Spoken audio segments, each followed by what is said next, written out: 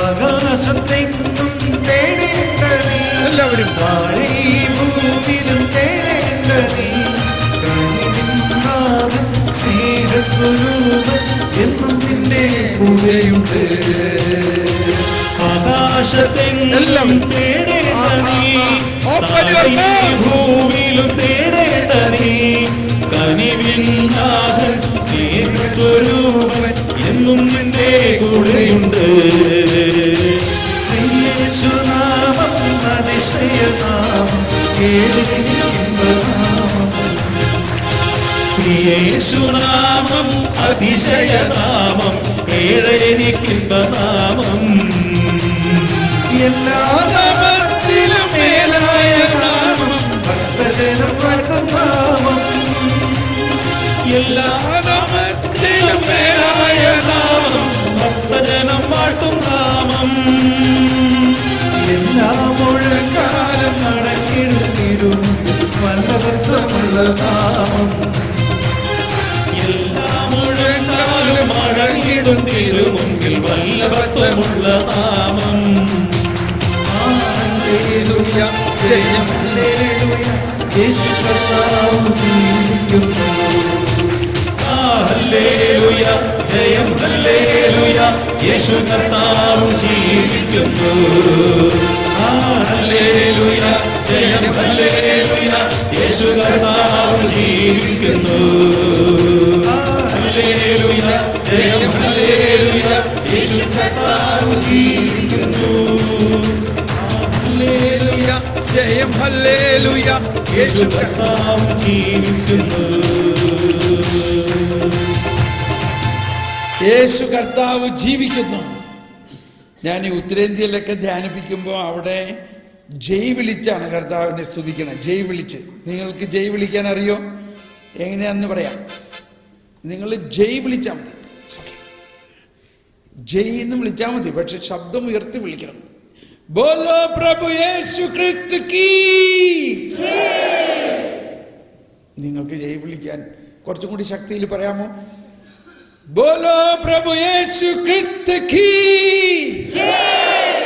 പോരാ പോരാ പോരാ, ഒന്നുകൂടി ഉച്ചത്തിൽ പറഞ്ഞേ, ബോലോ പ്രഭു യേശു ക്രിസ്തു കീ.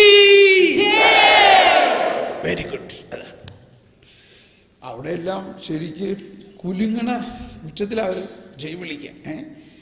അവർ ജയ് വിളിച്ച് പാടും.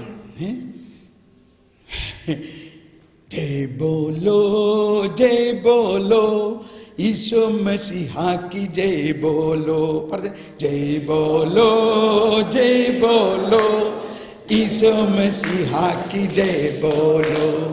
जय बोलो, जय बोलो, എല്ലാവരും ईशो मसीहा की जय बोलो. എല്ലാവരും बोलो, जय बोलो, ईशो मसीहा की जय बोलो. जय बोलो, जय बोलो, ईशो मसीहा की जय बोलो. जय जय जय जय जय जय, ईशो मसीहा की जय जय जय. जय जय जय जय जय जय, ईशो मसीहा की जय जय. കൈ ഉയർത്തിയടിച്ച് जय जय जय जय जय जय, ईशो मसीहा की जय जय जय. जय जय जय जय जय जय, ईशो मसीहा की जय जय. ഇങ്ങനെ വടിയായിട്ട് നിന്നാ പോരാ, ഒന്ന് ആടിപ്പാടിയേ. जय जय जय जय जय जय, ईशो मसीहा की जय जय जय. जय जय जय जय जय जय, ईशो मसीहा की जय जय जय. എല്ലാവരും ശബ്ദം ഉയർത്തി जय जय जय जय, ईशो मसीहा की जय जय जय. ഒരു കാലം പൊക്കി जय जय जय जय जय जय, ईशो मसीहा की जय जय. ഇത് തുള്ളിച്ചാടി जय जय जय जय, ईशो मसीहा की जय जय जय. जय जय जय, ईशो मसीहा की जय. Thank you. ഇരിക്കാം. ഇപ്പം ക്ഷീണം മാറിയോ? 6 ദിവസം വീട്ടിലെ പണിയൊക്കെ അധികം ഇല്ലാണ്ട് സുഖമായിട്ട് ഇവിടെ ഇരുന്ന് വിശ്രമിക്കാനാണ് വന്നേക്കണത്. നിങ്ങൾ മനസ്സിലാവണ്ടോ? ജീവിതത്തിൽ വിശ്രമം വേണ്ടേ? അപ്പം ഈ ധ്യാനം കൂടുക എന്ന് പറഞ്ഞാൽ ആ ചട്ടിയും കലത്തിൽ നിന്നൊക്കെ മാറി കുറച്ച് സമയം ദേവാലയത്തിൽ കർത്താവിൻ്റെ സന്നിധിയിൽ ഇരുന്ന് ഉറങ്ങാനും പറ്റിയ അവസരം. പക്ഷേ നമ്മൾ ഒരാളെയും ഉറക്കില്ല എന്നുള്ളതാണ് എൻ്റെ പദ്ധതി. ഇത് രണ്ടും തമ്മിലുള്ള ഒരു സംഘട്ടനമാണ് നമുക്ക് നടക്കാൻ പോകുന്നത്, ഇല്ലേ? നോക്കിക്കോ ആര് ജയിക്കുന്നു. ഓക്കെ, അപ്പം നമ്മൾ ഇനി പഠിക്കാൻ പോകുന്നത് എന്ത് ചെയ്യാൻ പോകുന്നു? നമ്മൾ പഠിക്കാൻ പോകുന്നു. സ്നാനപ്പെടുത്തുവിൻ. നമ്മളെല്ലാവരും സ്നാനം കിട്ടിയിട്ടുള്ളതാണ്. പക്ഷേ ഇനി എന്ത് വേണം? പഠിക്കണം. ഈ പഠനം എന്തെങ്കിലും അവസാനിക്കുമോ? ഇല്ല. അതാണ്. അപ്പോൾ ഈ പഠനം ജീവിതകാലം മുഴുവനും പഠിച്ചാലും തീരാത്ത ഒരു പഠനമാണ് നമ്മളുടെ മുമ്പിൽ നിൽക്കുന്നത്. ജീവിതകാലം മുഴുവനും പഠിച്ചാലും തീരാത്ത. അപ്പോൾ ബൈബിള് നമ്മളുടെ കയ്യിലുണ്ട്. ഇടയ്ക്കൊന്ന് തുറന്ന് നോക്കി, അല്ലെങ്കിൽ വചനപ്പെട്ടി എന്നൊരു വചനം എടുത്ത് നോക്കി. അങ്ങനെയൊന്നും അല്ല ക്രിസ്തീയ ജീവിതം എന്ന് പറയുന്നത്. വളരെ കൃത്യമായിട്ട് ഈശോ പറയുകയാണ്, ഞാൻ ഈ പറഞ്ഞ വാക്കുകൾ നിങ്ങൾ പഠിച്ച് അതനുസരിച്ച് നിങ്ങൾ ഭവനം പണിയുകയാണെങ്കിൽ, അത് ജീവിക്കുകയാണെങ്കിൽ, വിവേകത്തോടെ ഭവനം പണിത ബുദ്ധിയുള്ള ഒരുവന് തുല്യൻ. ഇല്ലേ? പാറമേൽ ഭവനം പണിതവന് തുല്യൻ. ആ വചനം ഒന്ന് വായിക്കാം. മലയിലെ പ്രസംഗത്തിൻ്റെ സമാപനമാണ്. മലയിലെ പ്രസംഗമാണ് സുവിശേഷത്തിൻ്റെ, അതായത് പുതിയ നിയമത്തിൻ്റെ മാഗ്ന കാർട്ട, പുതിയ നിയമത്തിൻ്റെ തത്വം. ഈ പുതിയ നിയമത്തിലെ ക്രിസ്തീയ ജീവിതത്തിൻ്റെ കൃത്യമായ പടിപടിയായ കാര്യങ്ങളാണ് അവിടെ പറഞ്ഞിരിക്കുന്നത്. ഒരു പുതിയ ജീവിതം 7-ാം അധ്യായത്തിൽ, മത്തായിയുടെ സുവിശേഷം 7-ാം അധ്യായത്തിൽ 21-ാമത്തെ വചനം പറയുകയാണ്, എൻ്റെ ഈ വാക്കുകൾ കേട്ട് അതനുസരിച്ച് ജീവിക്കുന്നവൻ പാറമേൽ ഭവനം പണിത വിവേകവതിയായ ഒരുവന് തുല്യൻ. കിട്ടിയോ? കർത്താവേ കർത്താവേ എന്ന് 24 സോറി. എൻ്റെ ഈ വചനങ്ങൾ ശ്രവിക്കുകയും അവ അനുസരിക്കുകയും ചെയ്യുന്നവൻ പാറമേൽ ഭവനം പണിത വിവേകമതിയായ മനുഷ്യന് തുല്യനായിരിക്കും. അതെല്ലാവരും ഒന്ന് ഏറ്റു പറഞ്ഞ് ഈ വചനം എന്നിട്ട് ഹൃദയത്തിൽ ഒന്ന് സംഗ്രഹിച്ച്, എൻ്റെ ഈ വചനങ്ങൾ ശ്രവിക്കുകയും അവ അനുസരിക്കുകയും ചെയ്യുന്നവൻ പാറമേൽ ഭവനം പണിത വിവേകവതിയായ മനുഷ്യന് തുല്യനായിരിക്കും. തുറന്നു വായിക്കാം. മഴ പെയ്തു, വെള്ളപ്പൊക്കമുണ്ടായി, കാറ്റൂതി, അത് ഭവനത്തിന്മേൽ ആഞ്ഞടിച്ചു. എങ്കിലും അത് വീണില്ല. എന്തുകൊണ്ടെന്നാൽ അത് പാറമേൽ സ്ഥാപിതമായിരുന്നു. എൻ്റെ ഈ വചനങ്ങൾ കേൾക്കുകയും എന്നാൽ അത് അനുസരിക്കാതിരിക്കുകയും ചെയ്യുന്നവൻ മണൽപ്പുറത്ത് ഭവനം പണിത ഭോഷന് തുല്യനായിരിക്കും. മഴ പെയ്തു, വെള്ളപ്പൊക്കമുണ്ടായി, കാറ്റൂതി, അത് ഭവനത്തിന്മേൽ ആഞ്ഞടിച്ചു. അത് വീണുപോയി. അതിന്റെ വീഴ്ച വലുതായിരുന്നു. ഇവിടുത്തെ ഒരു കോമൺ ഫാക്ടർ എന്താ? മഴ, കാറ്റ്, വെള്ളപ്പൊക്കം. ഇത് ഉണ്ടാകും. തീർച്ചയായിട്ടും ഉണ്ടാകും. അതായത് നമ്മുടെ ജീവിതത്തിൻ്റെ യാത്രയിൽ നിരവധി പ്രശ്നങ്ങൾ നമുക്കുണ്ടാകും. അമ്മാമ്മ ചിരിക്കുകയാണ്. കാരണം എത്ര വയസ്സായി? 75. അപ്പോൾ ഈ 75 വർഷത്തെ നോക്കുമ്പോൾ ഈ മഴ പെയ്തു, വെള്ളപ്പൊക്കം ഉണ്ടായി, കാറ്റൂതി, ഇതൊക്കെ ഓർത്തിട്ടാണ് ചിരിച്ചതില്ലേ? പക്ഷെ ആ വചനം നമ്മുടെ ജീവിതത്തിൽ പൂർണ്ണമായ മാതിരിയാ തോന്നണില്ലേ? മഴ പെയ്യും എന്ന് പറഞ്ഞാൽ വെള്ളപ്പൊക്കം ഉണ്ടാവും, കാറ്റൂതും. പക്ഷേ ഞാൻ പറഞ്ഞ ഈ വചനങ്ങളുടെ അടിസ്ഥാനത്തിലാണ് നമ്മുടെ ജീവിതത്തെ പണിതുയർത്തിയിരിക്കുന്നതെങ്കിൽ നമ്മൾക്ക് ഒരു തകർച്ചയും സംഭവിക്കില്ല. ഇതിനെല്ലാം അതിജീവിക്കാൻ, ഇതിനെല്ലാം അവോയ്ഡ് ചെയ്യാൻ തുടങ്ങി, ഇതിനെല്ലാം ഒഴിവാക്കാൻ ശ്രമിക്കുന്നതല്ല. പ്രശ്നങ്ങളും ദുരിതങ്ങളും കഷ്ടതകളെയും ഒഴിവാക്കാൻ വേണ്ടി പ്രാർത്ഥിച്ചിട്ട് കാര്യമില്ല. അതുണ്ടാവുന്നല്ലേ പറയണത്, അതുണ്ടാവും. അതാണ് ഞാൻ പറഞ്ഞ ആദ്യം തന്നെ, മാതാവ് കുരിശിൻ്റെ ചുവട്ടിൽ നിൽക്കുന്നത് വല്ലത് ഒഴിവാക്കിയിട്ടാണോ നിൽക്കണേ? ഭൂമി കുലുങ്ങണം, ഭൂമി പ്രതികരിക്കണം, പാറ പിളർക്കണോ? പക്ഷേ മാതാവ് കുലുങ്ങുന്നില്ല. നമ്മൾ എത്ര അമ്മമാരുണ്ട്, ഏതമ്മയാണ് സ്വന്തം മകനെ നമ്മുടെ കൺമുമ്പിലിട്ട് തല്ലിക്കൊല്ലുന്നത് കണ്ടു നിൽക്കാനുള്ള കരുത്ത് ഇവിടെ ആർക്കെങ്കിലും ഉണ്ടോ? അങ്ങനത്തെ ഒരു കരുത്താണ് ക്രിസ്തീയ ആധ്യാത്മികത എന്ന് പറയുന്നത്. അതിലും വലിയൊരു കാര്യം ഉണ്ടാവാനുണ്ടോ? നമ്മുടെ മകൻ, ഒരമ്മ പെറ്റ് വേദനിച്ച് വളർത്തിയെടുത്ത മകനെ ആ അമ്മയുടെ മുമ്പിലിട്ട് കൊല്ലുന്നു. നമ്മുടെ മക്കളെ ആരെങ്കിലും തെറി പറയുകയാണെങ്കിൽ നമ്മൾ പിടിച്ചിരുത്തി സമാധാനം ചോദിക്കും. അവർ വേദനിപ്പിക്കുകയാണെങ്കിൽ നമ്മൾ അവരെ പിടിച്ചു നിർത്തി ചോദിക്കും, നിങ്ങൾ എന്തുകൊണ്ട് എൻ്റെ മകനോട് ഇങ്ങനെ ചെയ്തു? ഇവിടെ മാതാവ് ഒന്നും പ്രതികരിക്കുന്നില്ല. അത് ഒരു ബലഹീനതയല്ല, അത് കരുത്താണ്.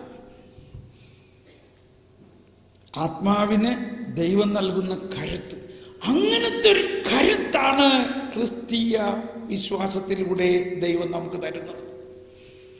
മഴ പെയ്യും, വെള്ളപ്പൊക്കം ഉണ്ടാവും, ഭയങ്കര പ്രശ്നങ്ങളുണ്ടാവും. അതെല്ലാം ഉണ്ടായാലും കുലുങ്ങാതെ നിൽക്കുന്ന ഒരു വ്യക്തിത്വം, ഒരാത്മാവ്, ഒരു കരുത്ത്. മാതാവിനെ പോലെ ഭൂമി കുലുങ്ങിയിട്ടും കുലുങ്ങാതെ നിൽക്കുന്ന, അതാണ് ഈശോ പറഞ്ഞത്, അതിനെന്ത് ചെയ്താൽ മതി? അതാണ് ആത്മാവിലുള്ള ജീവിതം. മറ്റൊരു വിധത്തിൽ പറഞ്ഞാൽ ആത്മാവിലുള്ള ജീവിതം എന്ന് പറയുന്നത്. അപ്പോൾ ഈശോ ഇത് പറയുന്നതിന് ഉള്ളിൽ ചില അർത്ഥമുണ്ട് കേട്ടോ. എൻ്റെ ഈ വാക്കുകൾ കേട്ട് അതനുസരിക്കുകയാണെങ്കിൽ, അപ്പം അവിടെ വേറെ ആരോ പറയണതൊക്കെ ഉണ്ട് ഇല്ലേ? അവിടെയാണ് നമുക്കുണ്ടാകേണ്ട വളർച്ച. അതിനിയുള്ള ദിവസങ്ങളിൽ നമ്മൾ പഠിക്കും. അപ്പോൾ അവിടെ പറയുന്ന ഇനി മറ്റൊരു കാര്യം, ഒരു വിവേകവതിയായൊരു മനുഷ്യൻ, ഭോഷനായൊരു മനുഷ്യൻ. എന്താണ് ഭോഷൻ എന്ന് പറയുന്നതിൻ്റെ അർത്ഥം? എൻ്റെ ഈ വാക്കുകൾ കേട്ടിട്ട് അത് സ്വീകരിക്കാനോ അതനുസരിക്കാനോ സാധിക്കാത്ത അവസ്ഥയ്ക്കാണ് ഭോഷത്തരം എന്ന് പറയുന്നത്. വിവേകം എന്ന് പറയുന്നത് എൻ്റെ ഈ വാക്കുകൾ കേട്ടിട്ട് അതനുസരിക്കാൻ വേണ്ടി മുറുക്കെ പിടിക്കുന്ന. ഒരു വചനം വരുന്നു, ജ്ഞാനത്തിൻ്റെ പുസ്തകം 6-ാം അധ്യായം 11-ാമത്തെ വചനം. ജ്ഞാനം 6-ാം അധ്യായം 11-ാമത്തെ വചനത്തിൽ പറയുന്നത്, എൻ്റെ വചനങ്ങളിൽ അഭിലാഷമർപ്പിക്കുവിൻ. എൻ്റെ വചനങ്ങളിൽ അഭിലാഷമർപ്പിക്കും. എൻ്റെ വചനങ്ങളിൽ, എല്ലാവരും കരമുയർത്തി ശബ്ദമുയർത്തി ഏറ്റു പറഞ്ഞുകൊണ്ട്, എൻ്റെ വചനങ്ങളിൽ അഭിലാഷമർപ്പിക്കുവിൻ. അവയോട് തീവ്ര അഭിനിവേശം കാണിക്കുവിൻ. നിങ്ങൾക്ക് ജ്ഞാനം ലഭിക്കും. കണ്ടോ? അപ്പോൾ ഭോഷത്വം മാറും. വളരെ എളുപ്പമാണ് വാസ്തവത്തിൽ, വളരെ എളുപ്പമാണ് വാസ്തവത്തിൽ. പക്ഷെ അതിൽ കുറേ കാര്യങ്ങൾ ഇനി പഠിക്കാനുണ്ട്. എന്താണ് ഈശോ പറഞ്ഞത് എൻ്റെ വചനം എന്ന് പറഞ്ഞത്? അത് പിന്നീട് നമുക്ക് പഠിക്കാം. അതിനു മുമ്പ് ഇത്രയും നമ്മൾ മനസ്സിലാക്കുക, ജ്ഞാനം വേണം. ജ്ഞാനം വേണം. എത്ര പേർക്ക് ജ്ഞാനം വേണമെന്ന് ആഗ്രഹമുള്ളവരൊന്ന് കരമുയർത്തി ശരിക്കൊന്ന് ഉയർത്ത്. എന്നിട്ടിങ്ങനെ പ്രാർത്ഥിക്കുക, കർത്താവേ ജ്ഞാന ചൈതന്യം എനിക്ക് നൽകണമേ. മാമോദീസായിലൂടെ ജ്ഞാനസ്നാനത്തിലൂടെ സകല ജ്ഞാനവും എനിക്ക് നൽകപ്പെട്ടിരിക്കുന്നു എന്ന് ഞാൻ വിശ്വസിക്കുന്നു. ആ ജ്ഞാനത്തിന്റെയും അറിവിന്റെയും നിധി എന്നിൽ തുറക്കണമേ. ജ്ഞാനത്തിന്റെയും അറിവിന്റെയും നിധി ജ്ഞാനസ്നാനത്തിലൂടെ എനിക്ക് ലഭിച്ചു കഴിഞ്ഞിരിക്കുന്നു എന്ന് ഞാൻ വിശ്വസിക്കുന്നു. ആ നിധി എന്നിൽ തന്നെയുണ്ട്. എന്നിൽ തന്നെയുള്ള പരിശുദ്ധാത്മാവ്, എന്നിൽ തന്നെയുള്ള യേശുവും ആ നിധി എന്നിൽ തുറക്കണമേ. Praise the Lord. കേട്ടോ, ജ്ഞാനസ്നാനത്തിലൂടെ നമുക്ക് എന്താ കിട്ടിയിരിക്കുന്നത്? ഈ ജ്ഞാനം, ദൈവിക ജ്ഞാനത്തിൻ്റെ നിധി നമുക്ക് കിട്ടിയിരിക്കുന്നു. അതാണ് പഴയ നിയമവും പുതിയ നിയമവും തമ്മിലുള്ള പ്രധാന വ്യത്യാസം. പഴയ നിയമത്തിൽ ജ്ഞാനത്തിൻ്റെ പുസ്തകമുണ്ട്. ആ ജ്ഞാനത്തിന് വേണ്ടി നിരവധി പേർ പ്രാർത്ഥിച്ചിട്ടുണ്ട്. എന്നാൽ പുതിയ നിയമത്തിൽ ആ ജ്ഞാനം യേശുക്രിസ്തുവായി നമ്മുടെ ഉള്ളിലേക്ക് വന്നിരിക്കുന്നു. പരിശുദ്ധാത്മാവായി ആ ജ്ഞാനം നമ്മുടെ ഉള്ളിലേക്ക് നൽകപ്പെട്ടിരിക്കുന്നു. കണ്ടെത്താനാ പറയണത്. ഞാനിത് നിങ്ങൾക്ക് തന്നിട്ടുണ്ട്. നിങ്ങളുടെ വീട്ടിൽ തന്നെ ഉണ്ടത്, നിങ്ങളുടെ ഹൃദയത്തിൽ തന്നെ ഉണ്ട്. മുട്ടുവിൻ, തുറക്കപ്പെടും. അന്വേഷിപ്പിൻ, കണ്ടെത്തും. നമ്മൾ നോക്കിയേ, നമ്മൾ ഒരു കുഞ്ഞ് ജനിച്ചാൽ ഉടനെ നമ്മൾക്ക് ചിന്തയാ, ഇവൻ ആരാകണം, ഇവൻ ഏത് സ്കൂളിൽ പഠിപ്പിക്കണം, ഇവൻ ഇംഗ്ലീഷ് മീഡിയത്തിൽ പഠിപ്പിക്കണോ, ഇവൻ വലിയ വലിയ ആൾക്കാർ പഠിക്കണോ സ്കൂളിൽ പഠിപ്പിക്കണോ, അച്ഛന്മാരുടെ സ്കൂളിൽ പഠിപ്പിക്കണോ, അല്ലെങ്കിൽ നമ്മുടെ സാധാരണ മലയാളം മീഡിയത്തിൽ ഈ പാവപ്പെട്ടവർ പഠിപ്പിക്കണ സ്കൂളിൽ പഠിപ്പിക്കണം. നമ്മൾ ആഗ്രഹിക്കുന്നത് വലിയ സ്കൂളിൽ പഠിപ്പിക്കണം, അച്ഛന്മാർ പഠിപ്പിക്കുന്ന സ്കൂളിൽ, കന്യാസ്ത്രീമാർ പഠിപ്പിക്കുന്ന സ്കൂളിൽ ഇവനെ പഠിപ്പിച്ച് വലിയ ആളാക്കണം. ഇതാണ് നമ്മുടെ മനുഷ്യ സഹജമായ ചിന്ത, ഇല്ലേ? ഈ മനുഷ്യ സഹജമായ ചിന്തയുടെ ഉള്ളിലുള്ള കാര്യം എന്താ?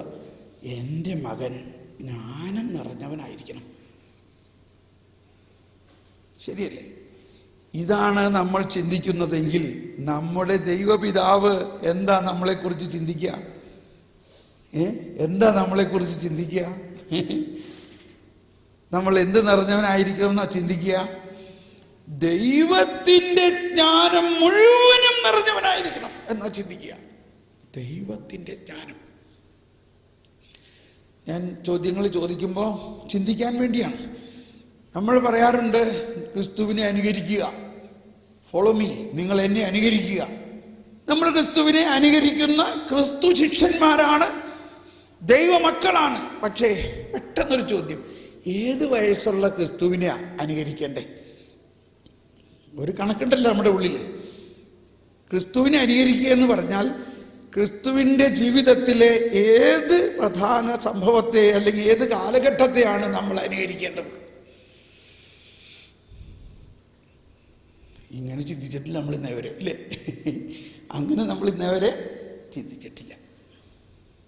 സാധാരണഗതിയിൽ നമ്മൾ 30 വയസ്സായി പരസ്യ ജീവിതം ആരംഭിച്ച ക്രിസ്തുവിനെ നമ്മൾ അനുകരിക്കണേ.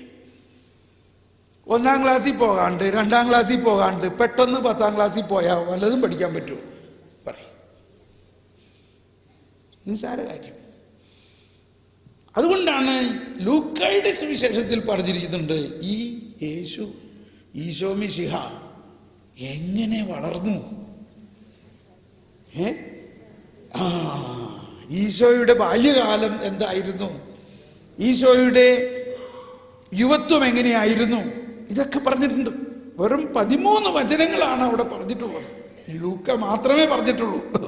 അവിടെ എന്താ പറഞ്ഞിരിക്കുന്നത്? ലൂക്കായുടെ സുവിശേഷം 2-ാം അധ്യായത്തിൽ 40-ാമത്തെ വചനം പറയുകയാണ്, ശിശു വളർന്ന് ജ്ഞാനം നിറഞ്ഞ് ശക്തനായി.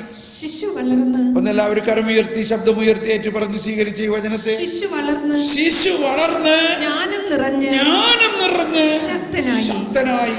ദൈവത്തിന്റെ കൃപ അവന്റെ മേൽ ഉണ്ടായിരുന്നു. Praise the Lord. ഒന്നുകൂടി ഉച്ചത്തിൽ പറഞ്ഞേ, ശിശു വളർന്ന് ജ്ഞാനം നിറഞ്ഞ് ശക്തനായി. ദൈവത്തിന്റെ കൃപ അവന്റെ മേൽ ഉണ്ടായിരുന്നു. ഇതെല്ലാം നമുക്ക് തന്നിരിക്കുകയാണ്. ജ്ഞാനസ്നാനത്തിലൂടെ നമ്മൾ മറ്റൊരു ക്രിസ്തുവായി മാറിയിരിക്കുന്നു. കുഞ്ഞുനാളിൽ തന്നെ ഈ ജ്ഞാനം നമുക്ക് നൽകിക്കൊണ്ട് നമ്മളും നമ്മുടെ കുടുംബവും ആ ജ്ഞാനം നിറഞ്ഞ വിവേകമുള്ള ഒരു വ്യക്തിത്വമാകാൻ വേണ്ടി ദൈവം ആഗ്രഹിച്ചു. ജ്ഞാനം നിറഞ്ഞ് ശക്തനാകുക. ഇനി ആ ശിശു വളർന്നു കണ്ടോ, ഒരു 10-12 വയസ്സായപ്പോഴത്തെ കാര്യമാണ് പിന്നെ 46-47 വചനങ്ങളിൽ പറയുന്നത്. അവൻ്റെ അമ്മ അവനെ കാണാതെ അന്വേഷിച്ച് 3 ദിവസം അന്വേഷിച്ച് കിടന്നു. അവസാനം ചെന്നപ്പോൾ കാണുന്നത് എവിടെയാ? അവൻ ഉപാധ്യായരുടെ കൂടെ ജ്ഞാനവചസ്സുകൾ പങ്കുവെച്ച് വിശുദ്ധ ലിഖിതങ്ങളെക്കുറിച്ചും ദൈവിക വെളിപ്പെടുത്തലുകളെക്കുറിച്ചും ചർച്ച ചെയ്തുകൊണ്ടിരിക്കുന്നു. 3 ദിവസങ്ങൾക്ക് ശേഷം അവർ അവനെ ദേവാലയത്തിൽ കണ്ടെത്തി. അവൻ ഉപാധ്യായന്മാരുടെ ഇടയിലിരുന്ന് അവർ പറയുന്നത് കേൾക്കുകയും അവരോട് ചോദ്യങ്ങൾ ചോദിക്കുകയും ചെയ്യുകയായിരുന്നു. കേട്ടവരെല്ലാം അവന്റെ ബുദ്ധിശക്തിയിലും മറുപടികളിലും അത്ഭുതപ്പെട്ടു. എല്ലാവരും നേറ്റു പറഞ്ഞ്, എല്ലാവരും കരമുയർത്തി ശബ്ദമുയർത്തി. കേട്ടവരെല്ലാം അവന്റെ ബുദ്ധിശക്തിയിലും മറുപടികളിലും അത്ഭുതപ്പെട്ടു. കണ്ടോ, 12 വയസ്സായ ബാലൻ. ഇനി വീണ്ടും അതിൻ്റെ അവസാന ഭാഗത്ത്, ആ പാരഗ്രാഫിൻ്റെ അവസാനം 52-ാമത്തെ വചനത്തിൽ പറയുകയാണ്. വായിക്കൂ 52-ാമത്തെ വചനം. യേശു ജ്ഞാനത്തിലും പ്രായത്തിലും ദൈവത്തിന്റെയും മനുഷ്യരുടെയും പ്രീതിയിലും വളർന്നു വന്നു. കണ്ടോ, ഒരു ബയോഗ്രാഫി എന്ന് പറയും. ബയോഗ്രാഫി എന്ന് പറഞ്ഞാൽ ബയോളജിക്കൽ ഗ്രാഫ് എന്നാണ്. ഒരു ഗ്രാഫ് ഉണ്ടാക്കുകയാണെങ്കിൽ യേശുവിൻ്റെ ജീവിതത്തിൻ്റെ ഗ്രാഫാണ് ഇവിടെ വരച്ച് കാണിക്കുന്നത്. Biological graph. കുഞ്ഞായിരുന്നപ്പോൾ, ടീനേജറായിരുന്നപ്പോൾ, ഒരു യുവാവായിരുന്നപ്പോൾ. പക്ഷെ ഇതിനകത്തുള്ള കോമൺ ഫാക്ടർ എന്താ? ജ്ഞാനത്തിൽ വളർന്നു. ഇപ്പം നമുക്കൊരു ഐഡിയ കിട്ടിയില്ലേ എന്താണ്, എങ്ങനെയാണ് നമ്മൾ യേശുവിനെ അനുകരിക്കേണ്ടത്? 30 വയസ്സായ യേശുവിനെ പെട്ടെന്ന് അങ്ങ് പോയിട്ട് അനുകരിക്കാൻ നമുക്ക് പറ്റില്ല. അപ്പൊ നമുക്കുണ്ടാകേണ്ട ഒരു ഉൾക്കാഴ്ച ഇതാണ്. ഈശോ ശിശുവായിരുന്നപ്പോഴും ഒരു ചെറുപ്പക്കാരനായിരുന്നപ്പോഴും പ്രായപൂർത്തിയായിരുന്നപ്പോഴും ഈ 30 വയസ്സും മുഴുവനും ഒറ്റ കാര്യമാണ് ഈശോയുടെ വളർച്ചയിൽ നയിച്ചത്. എന്താണ്? ജ്ഞാനം, ദൈവിക ജ്ഞാനം.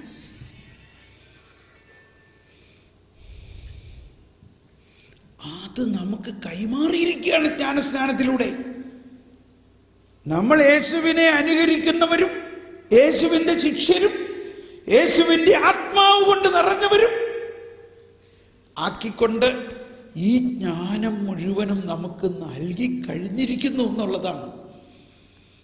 പക്ഷേ നമുക്കത് മനസ്സിലാകാത്തതിൻ്റെ കാര്യം, എവിടെയോ നമുക്കൊരു തെറ്റ് പറ്റിയിട്ടുണ്ട്. അത് ഇതാണ്, നമ്മൾ ഈ ഭൗതികമായ ദൃശ്യമായ മെറ്റീരിയലിസത്തിലുള്ള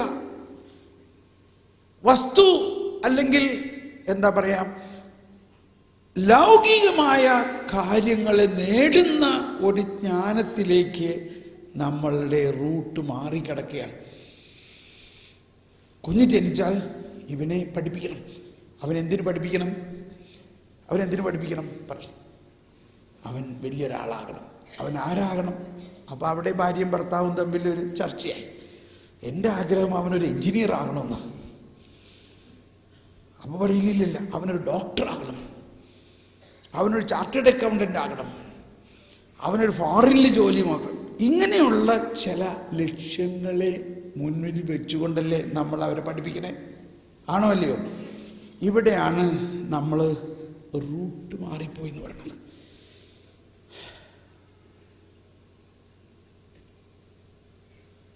ഇത് വലിയ ഒരു കാര്യമാണ് ഞാനീ പറയണത്.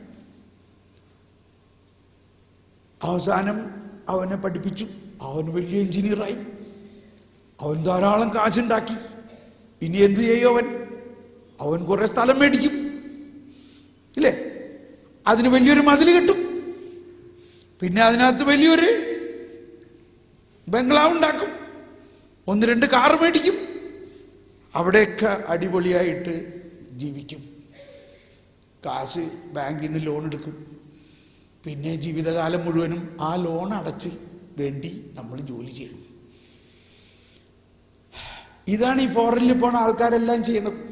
നാട്ടിൽ വരുമ്പോൾ നല്ല മണിമാലയും ജുബയും കാറും ഒക്കെ ആയിട്ട് അടിച്ച് മിനിച്ച് നടക്കും.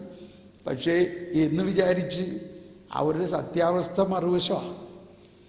ഇതെല്ലാം മോഡ്ഗേജാണ്, എല്ലാം കടമാണ്. ബാങ്ക് ഇഷ്ടം പോലെ ലോൺ കൊടുക്കണം, അത് മേടിക്കണം. ഇനി ജീവിതം മുഴുവനും 30 വർഷത്തെ ലോണാണ്. ആർക്കെങ്കിലും അറിയോ ഇവിടെയുള്ള അമ്മച്ചിമാർക്ക്? മോൻ അമേരിക്കയിലാണ്, ഇംഗ്ലണ്ടിലാണ്. എന്താ അവർ നല്ല എന്താ ആഡംബരത്തിൽ അവർ ജീവിക്കണേ? ഓ സമാധാനമായി, അവരുടെ പ്രശ്നമൊക്കെ മാറി. എന്താ മനസ്സിലായോ? അവരവിടെ കഞ്ഞിയും ചമ്മന്തിയും കഴിച്ചിട്ടാണ് ജീവിക്കണേ. കിട്ടണ കാശ് മുഴുവനും മോഡ്ഗേജ് അടച്ചു തീർക്കാനേ ഉള്ളൂ. അങ്ങനെ ഇരിക്കുമ്പോൾ അമ്മയ്ക്ക് തോന്നാണ്, ഇത് ആ കിഴക്കയിലെ സ്ഥലം വിൽക്കാൻ കിടക്കാണ്, എൻ്റെ മോൻ അമേരിക്കയിലാണ്, എടാ നീ വന്ന് മേടിക്കത്. അത് കേൾക്കുമ്പോൾ ഇനി മോനത് മേടിക്കാതിരിക്കാൻ പറ്റില്ല, അമ്മയുടെ ആഗ്രഹമല്ലേ. അപ്പോൾ ഭാര്യയോട് പറഞ്ഞു, എടി നീ കുറച്ചും കൂടി നൈറ്റ് ഷിഫ്റ്റ് എടുക്കുകയാണെങ്കിൽ ഈ സ്ഥലം മേടിക്കാം നമുക്ക്. നേഴ്സാണ് ഭാര്യ. ആ ശരി. ഓ അങ്ങനെ ലോൺ വേറെ ഒരെണ്ണം എടുത്തു, സ്ഥലം മേടിച്ചു. ഇത് നമ്മോട് പറയണ്ട കേട്ടോ.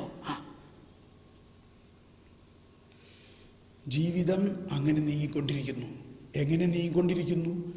കുറേ സ്ഥലം മേടിക്കണം, കുറേ കാര്യങ്ങൾ നടത്തണം. ഇതിൻ്റെ ഇടയിൽ ലോൺ അടിക്കാൻ ഇത്രയും മോഡ്ഗേജുകളൊക്കെ ഉള്ള സമയത്ത് ജോലി പെട്ടെന്ന് പോയി. ജോലി പോയി. കാരണം ഈ ജോലിയെ ലക്ഷ്യം വെച്ചുകൊണ്ടാണ് ഇതെല്ലാം ചെയ്തത്. ജോലി പോയി. എന്ത് ചെയ്യും? അപ്പോൾ ധ്യാനം കൂടാൻ വരും, വചനം കേൾക്കാൻ വരും, എങ്ങനെയെങ്കിലും ഒരു ജോലി. എന്നിട്ടും ഒരു ജോലി കിട്ടിയിട്ട് മോഡ്ഗേജ് എന്ന് പറഞ്ഞാൽ മനസ്സിലായില്ലേ? ബാങ്കിൽ നിന്ന് കടം എടുക്കുന്ന പരിപാടിക്കാണ് മോഡ്ഗേജ് എന്ന് പറഞ്ഞത്. പക്ഷേ ബാങ്കുകാർ ഫോൺ വിളിക്കുമ്പോൾ നമുക്ക് പേടിയായി. ബാങ്കിൽ നിന്ന് ഫോൺ വരുമ്പോൾ ഇപ്പോഴൊക്കെ നമുക്ക് മൊബൈലിൽ അറിയാം എവിടെ നിന്നാണ് ഫോണെന്ന്. അപ്പോൾ എടുക്കാണ്ടായി. അവസാനം അവർ വീട്ടിൽ വരാൻ തുടങ്ങി. അപ്പോൾ നമ്മൾ മാറി താമസിക്കാൻ തുടങ്ങി. അപ്പം തോന്നിച്ച് ഈ ഒരു ചെറിയ ജോലിയും കൂടി വേറെ എടുക്കാം. ശനിയാഴ്ച ഞായറാഴ്ച മാത്രം ചെയ്യണ ഒരു ജോലി. ഇപ്പം ഞായറാഴ്ച പള്ളിയിൽ പോകണ്ടേ, അതൊക്കെ പിന്നെ നോക്കാം, ഇപ്പം കാര്യം സാധിക്കണ്ടേ. അങ്ങനെ പള്ളിയിൽ പോക്കും ഇല്ലാണ്ടായി. കാരണം ഈ ലോൺ അടച്ച് തീർക്കണ്ടേ. ഞാനിതൊക്കെ ആരെയും കുറ്റം പറയല്ല. ഇതാണ് നമ്മുടെ വിദ്യാഭ്യാസവും വളർച്ചയിലൂടെ നമ്മൾ പടുത്തുയർത്തുന്ന കാര്യം.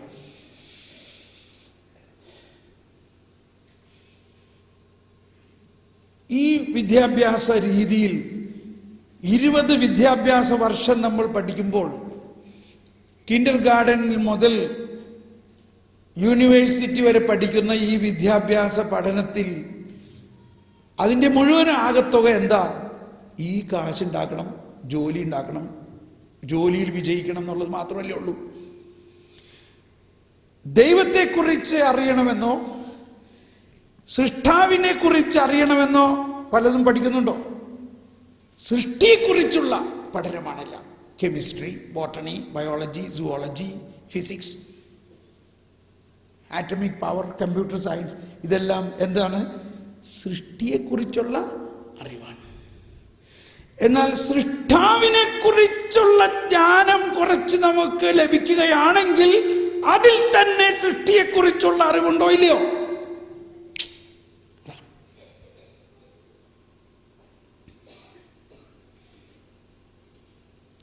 പരിശുദ്ധാത്മാവേ നീ എഴുന്നള്ളി വരണമേ എൻ്റെ ഹൃദയത്തിൽ, ദിവ്യദാനങ്ങൾ ചിന്തിയെന്നുള്ളിൽ ദൈവസ്നേഹം നിറയ്ക്കണേ. ഇതെല്ലാം രാവിലെ ഒരു പാട്ട് പാടും. അത് കഴിഞ്ഞ് വൈകുന്നേരം വരെ ലോകത്തിൽ വേറെയാ നമ്മൾ. സൃഷ്ടാവിൻ്റെ ജ്ഞാനത്തെ തിരസ്കരിച്ചുകൊണ്ട് സൃഷ്ടിയെക്കുറിച്ചുള്ള ജ്ഞാനം ധാരാളം നേടുന്നു. അതൊരു വശം. ഈ 20 വർഷത്തെ വിദ്യാഭ്യാസത്തിൽ ഒരു വ്യക്തി കുടുംബജീവിതത്തിൽ എങ്ങനെ ജീവിക്കണമെന്ന് ഒരു ക്ലാസ്സെങ്കിലും നമ്മൾ പഠിക്കുന്നുണ്ടോ? നമ്മൾ അവസാനം നമ്മൾ വിവാഹം കഴിച്ച് കുടുംബജീവിതം നയിക്കാൻ പോകുന്ന ആൾക്കാരല്ലേ?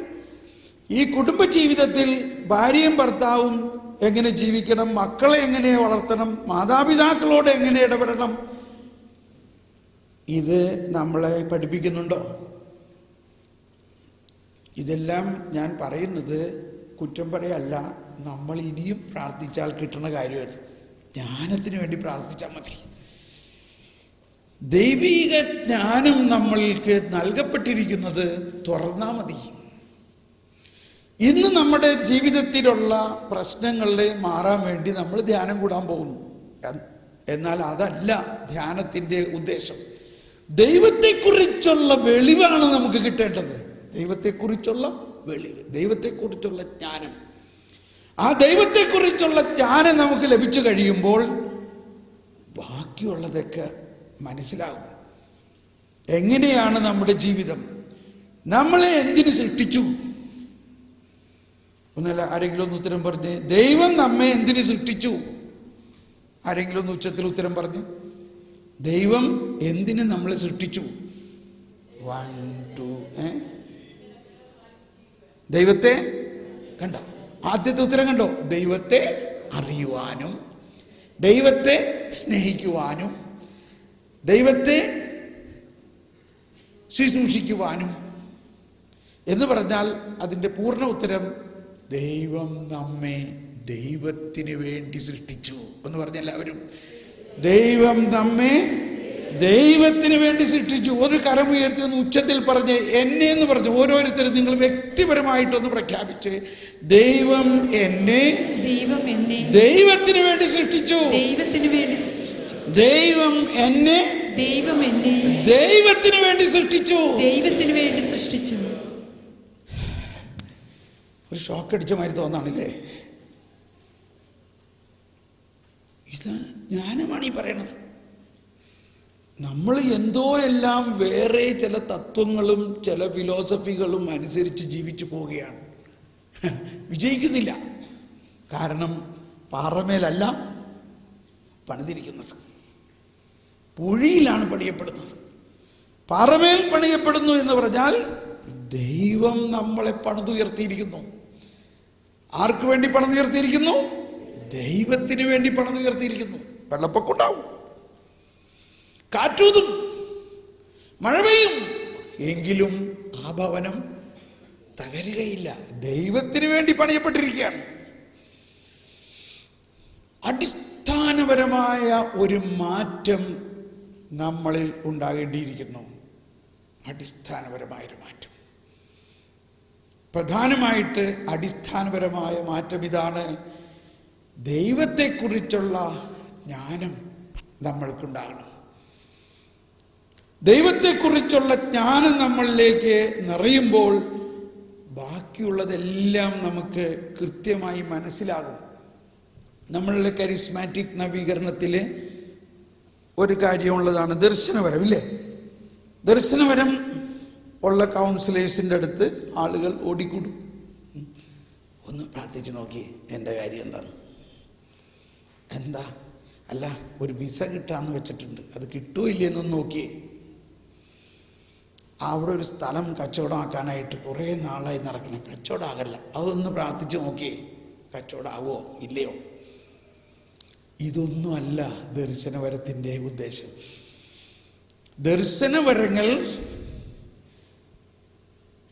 ആത്മീയ കാര്യങ്ങൾക്ക് വേണ്ടി മാത്രമേ പ്രാർത്ഥിക്കാറുള്ളൂ. മറ്റുള്ളതിനൊക്കെ പ്രാർത്ഥിച്ചോ, ഈ ദർശനം വെച്ച് പ്രാർത്ഥിച്ചാൽ അതല്ല അതിൻ്റെ അർത്ഥം മനസ്സിലാകുക. അപ്പൊ ഈ ദർശനവരങ്ങളിലൂടെ ദർശനം എന്ന് പറഞ്ഞാൽ തന്നെ എന്താ അർത്ഥം? വെളിപാടെന്നാണ് അതിൻ്റെ അർത്ഥം. വെളിപാട് വരങ്ങൾ ദൈവത്തെക്കുറിച്ചുള്ള വെളിപാടാണ് ദർശനവരം എന്ന് പറയുന്നത്. ആരെക്കുറിച്ചുള്ള വെളിപാട്? ദൈവത്തെക്കുറിച്ചുള്ള വെളിപാട്. അപ്പൊ ദൈവത്തെക്കുറിച്ചുള്ള വെളിപാട് നമുക്ക് കിട്ടിക്കഴിഞ്ഞാൽ, ദൈവത്തിൻ്റെ നിഗൂഢ രഹസ്യങ്ങൾ നമുക്ക് മനസ്സിലായി കഴിഞ്ഞാൽ, പിന്നെ മനുഷ്യൻ്റെ രഹസ്യം മനസ്സിലാക്കാൻ വല്ല ബുദ്ധിമുട്ടുണ്ടോ? ഉണ്ടോ? ഇല്ല. പക്ഷെ നമ്മൾ പലപ്പോഴും മനുഷ്യൻ്റെ രഹസ്യങ്ങളും അവൻ്റെ ക്രയവിക്രയ കാര്യങ്ങളുമാണ് ചിന്തിക്കുന്നതെങ്കിൽ അത് തെറ്റാണ്. അതിൽ നമ്മൾ വിജയിക്കില്ല. എന്നാൽ ദൈവത്തിൻ്റെ നിഗൂഢ രഹസ്യം നമുക്ക് ദൈവം മനസ്സിലാക്കി തരുമോ? അതാണ് ദൈവത്തിൻ്റെ പ്രവർത്തനത്തിൻ്റെ ആ ജ്ഞാനം. പൗലോസ്ലീഹയുടെ ലേഖനത്തിൽ 1 കൊറിന്ത്യോസ് 2-ാം അധ്യായത്തിൽ 9-10 വചനം ഒന്ന് കേൾക്കാം. 1 കൊറിന്ത്യോസ് 2-ാം അധ്യായത്തിൽ 9-10 വചനത്തിൽ പറയുന്നത്, എഴുതപ്പെട്ടിരിക്കുന്നത് പോലെ ദൈവം തന്നെ സ്നേഹിക്കുന്നവർക്കായി സജ്ജീകരിക്കുന്നവ കണ്ണുകൾ കാണുകയോ ചെവികൾ കേൾക്കുകയോ മനുഷ്യ മനസ്സ് ഗ്രഹിക്കുകയോ ചെയ്തിട്ടില്ല. എന്നാൽ നമുക്ക്